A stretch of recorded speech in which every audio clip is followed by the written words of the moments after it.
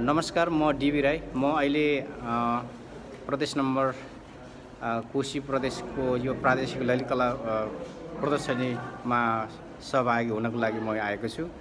यसै क्रममा एकजना खोटाङबाट आउनुभएको एकजना कलाकार हुनुहुन्छ।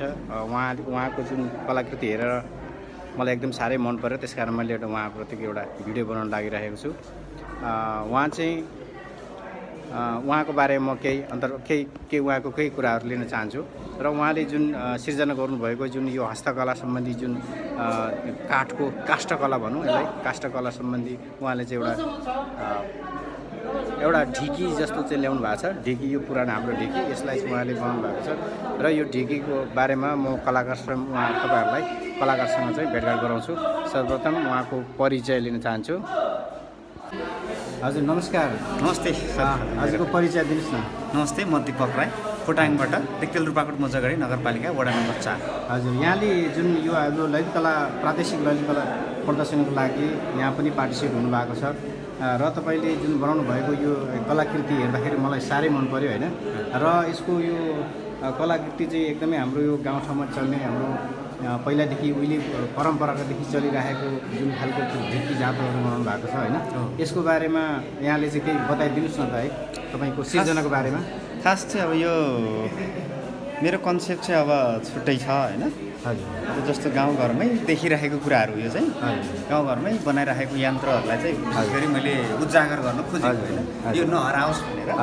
त्यो पल्लो चाहिँ खास गाउँमा जे हो त्यो कुरालाई मैले ठ्याक उतारेको। यो विश्वभरमै यो पाउन सकिन्छ र विश्वले चाहिँ प्रगति गर्यो, हामीले चाहिँ प्रगति गर्न सकेनौँ। त्यसैले त्यही पनि गाउँघरमा रहेको यो यन्त्र पनि हराउँदै जान थालेपछि मैले अब कलामा उतार्नुपर्छ भनेर खास यो कलाद्वारा चाहिँ मान्छेले जे काम गर्छ त्यसलाई फोकस गर्ने किसिमको चाहिँ यो कलामा उतारेको छु। यो चाहिँ मोबाइलको एउटा चार्जरबाट 2.5 भोल्टबाट यो दुइटै चल्छ होइन। र यो छ तपाईँको छडा ढिकीको पनि, यो नमुना ढिकी भनेर भनेको छ मैले। त्यो त्यही ढिकीलाई चाहिँ यसरी व्यवस्थापन गर्न सकिन्छ अब व्यावसायिक रूपमा भनेर यो खास बनाएको। जस्तो ढिकीमा कुटेको चामल खायो भने अलिक स्वास्थ्यकर हुने यो बुझाइले खास मैले त्यसैको लागि यो ढिकीबाटै अब छडा ढिकीबाटै कुट्यो भने चाहिँ अब हामीले व्यावसायिक रूपमा सञ्चालन गर्न सकिन्छ भनेर खास यो छडा ढिकीलाई यो प्रविधि बनाएको छु होइन। यो हावाबाट पनि चल्छ, लाइनबाट पनि चल्छ, पानी घट्टा बनाउनु भयो भने त्यहाँबाट पनि चल्छ, पानीको फोर्सबाट पनि होइन।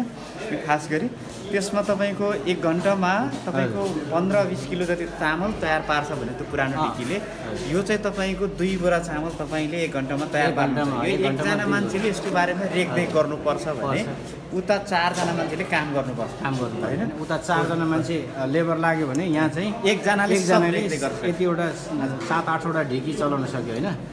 एकदमै साह्रै राम्रो सोच यहाँको होइन, साह्रै राम्रो चाहिँ सिर्जना एउटा गर्नुभएको छ। र यसमा चाहिँ यो जुन ढिकीबाट कुटेको चामल होइन, जुन एउटा हाइजेनिक हुन्छ, एकदमै हाइजेनिक हुन्छ होइन। एकदमै त्यसको जुन मेसिनले कुटेको भन्दा ढिकीले कुटेको चामल पनि एउटा स्वास्थ्यको लागि धेरै राम्रो हो। अनि यो पनि एउटा फाइदा भयो। यसलाई हामीले चाहिँ एउटा व्यावसायिक तरिकाले लान सकियो होइन। मान्छे लेबर कम लाग्ने भयो।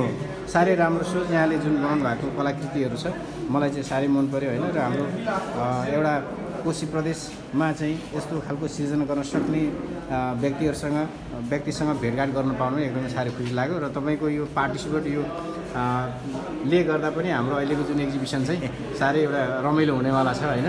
आजै नै हाम्रो प्रदर्शनी हुनेवाला छ। म आफै पनि कलाकारै हो। म चाहिँ सङ्घ सभाबाट मेरो पनि चित्रकलाहरू यहाँनिर राखेको छु। र विशेष गरेर मैले चाहिँ तपाईँको जुन यो सिर्जना देखेर चाहिँ मैले यो भिडियो बनाउन चाहेको।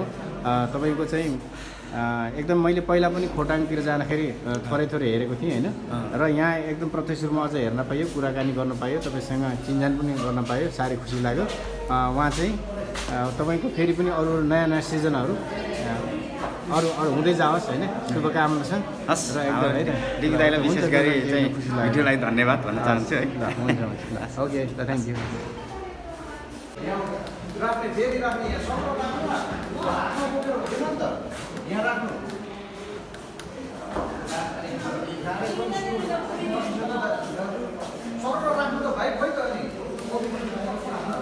यो दोस्रो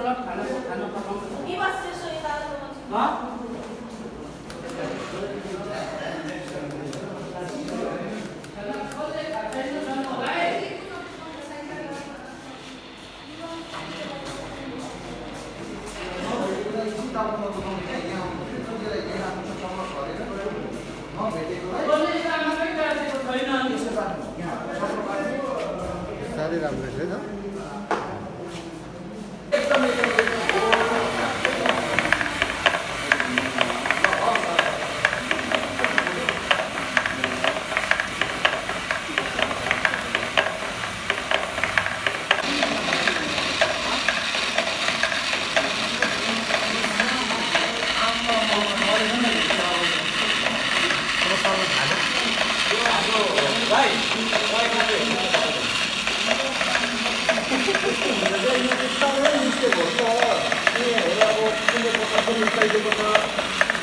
Ini